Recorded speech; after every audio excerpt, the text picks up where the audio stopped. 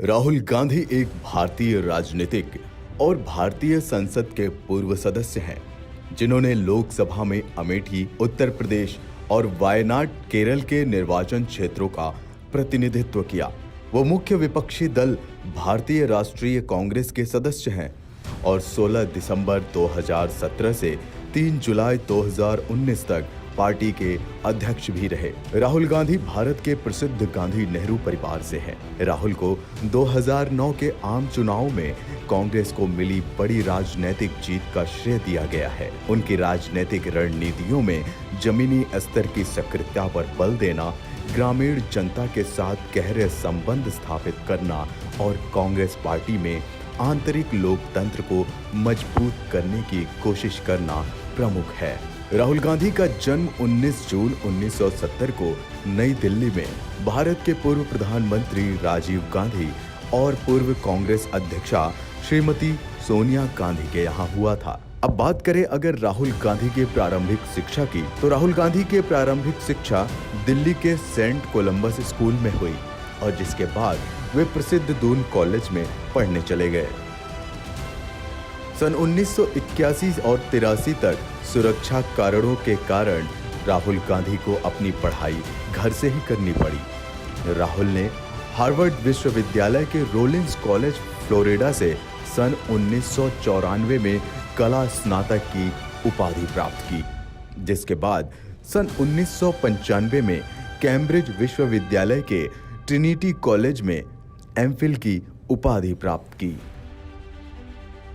स्नातक स्तर की पढ़ाई करने के बाद राहुल गांधी ने प्रबंधन गुरु माइकल पोर्टर की प्रबंधन परामर्श कंपनी मॉनिटर ग्रुप के साथ 3 साल तक काम किया। ये बात बहुत कम लोग ही जानते हैं कि जिस कंपनी में राहुल गांधी काम कर रहे थे, उन्हें वहां लोग रॉल विंसी के नाम से जानते थे। अब बात करते हैं राहुल गांधी के राजनीतिक सफर के शुरुआत की। साल 2004 ये वो साल था जब गांधी परिवार के इस सुपुत्र ने भारतीय राजनीति में प्रवेश कर अपने परिवार के पदचिन्हों पर चलने का अहम फैसला लिया। साल 2004 में राजनीति में प्रवेश करते ही इन्हें अपने परिवार की इमेज का फायदा मिला और ये अपने खानदानी गढ़ अमेठी निर्वाचन क्षेत्र से लोकसभा के लिए चुने गए। 2006 में होने वाले चुनाव में इन्होंने अपनी बहन के साथ मिलकर अपनी पार्टी के लिए चुनाव प्रचार किया।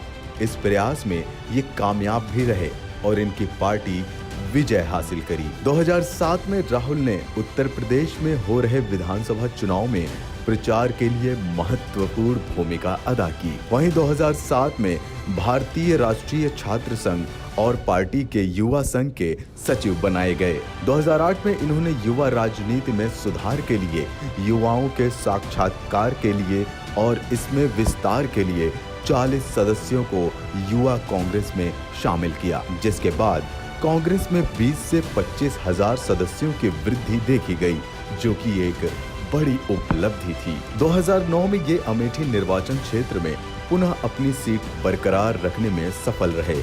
इस बार पार्टी ने वहां 80 में से 20 सीटों पर अपना कब्जा जमाया।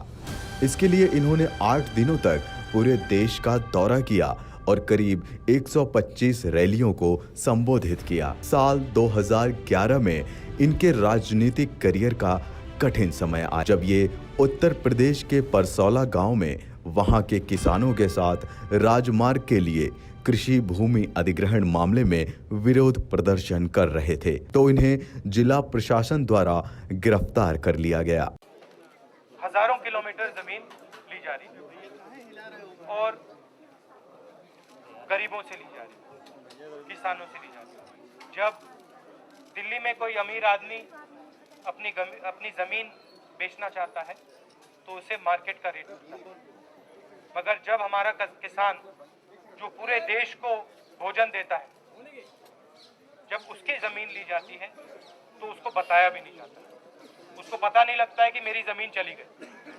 बाद में पता लगता है कि भाई जिस जमीन से हमें रोजगार मिलता है, काम मिलता है, भोजन मिलता है, वो गई।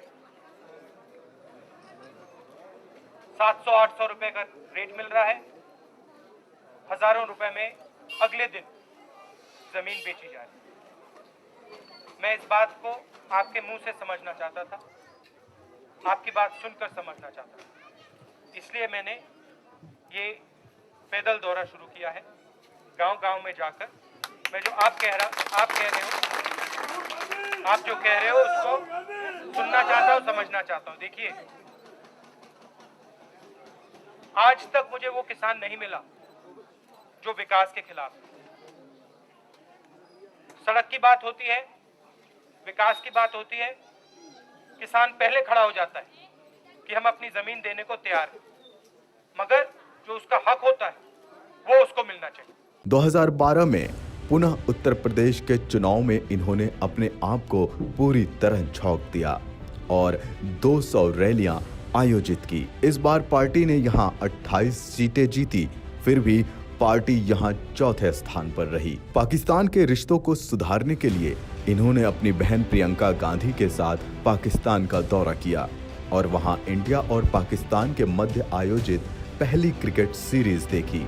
19 जनवरी 2013 में जयपुर में आयोजित पार्टी सदस्यों की मीटिंग में इन्हें पार्टी उपाध्यक्ष नियुक्त किया गया। साल 2013 में राहुल गांधी का पार्टी में पावर तब देखा गया जब इन्होंने मनमोहन सरकार की खुली आलोचना की, जबकि प्रधानमंत्री द्वारा सुप्रीम कोर्ट के फैसले दोषी आदमी चुनाव नहीं लड़ सकता को अध्यादेश जारी कर रद्द कर दिया गया था। साल 2014 इस साल चुनाव में राहुल गांधी से स्वयं की सीट बचाने में तो कामयाब रहे, लेकिन ये साल उत्तर प्रदेश में कांग्रेस के लिए बुरा साबित हुआ और इस साल पार्टी को अपनी सबसे बड़ी हार का सामना करना पड़ा, जिसके बाद से वे लगातार अपने आने वाले चुनाव के लिए अपनी पार्टी को तैयार कर रहे थे और पार्टी सदस्यों के साथ मिलकर बहुत मेहनत कर रहे हैं। अब आगामी वर्षों में ही पता चलेगा कि इनकी मेहनत क्या रंग लाती है। अब ये अटकलें भी लगाई गई कि भारत के सबसे मशहूर राजनीतिक परिवारों में से एक देश की युवा आबादी के बीच इस युवा सदस्य की उपस्थिति कांग्रेस पार्टी के राजनीतिक भाग्य को पुनर्जीवन देगी। राहुल गांधी ने एक विशाल जन आंदोलन की शुरुआत की, जिसका नाम दिया भारत जोड़ो यात्रा। भारत जोड़ो यात्रा की शुरुआत 7 सितंबर 2022 से हुई। राहुल गांधी पार्टी कैडर और जनता को भारत के दक्षिणी सिरे पर कन्याकुमारी से जम्मू और कश्मीर के केंद्र शासित प्रदेश तक चलने के लिए प्रोत्साहित कर रहे थे, जो लगभग 136 दिनों में 4080 किलोमीटर यानी कि 2540 मील की यात्रा थी। भारत जोड़ो यात्रा का एकमात्र उद्देश्य नई दिल्ली में भाजपा के नेतृत्व वाली केंद्र सरकार की कथित विभाजनकारी राजनीति के खिलाफ देश को एकजुट करना है। राहुल गांधी ने 1971 में पाकिस्तान के टूटने को अपने परिवार की सफलताओं में गिना। इस बयान ने भारत में कई राजनीतिक दलों से साथ ही विदेश कार्यालय के प्रवक्ता सहित पाकिस्तान के उल्लेखनीय लोगों से आलोचना को आमंत्रित किया। प्रसिद्ध इतिहासकार इरफान हबीब ने कहा कि यह टिप्पणी बांग्लादेश आंदोलन का अपमान था।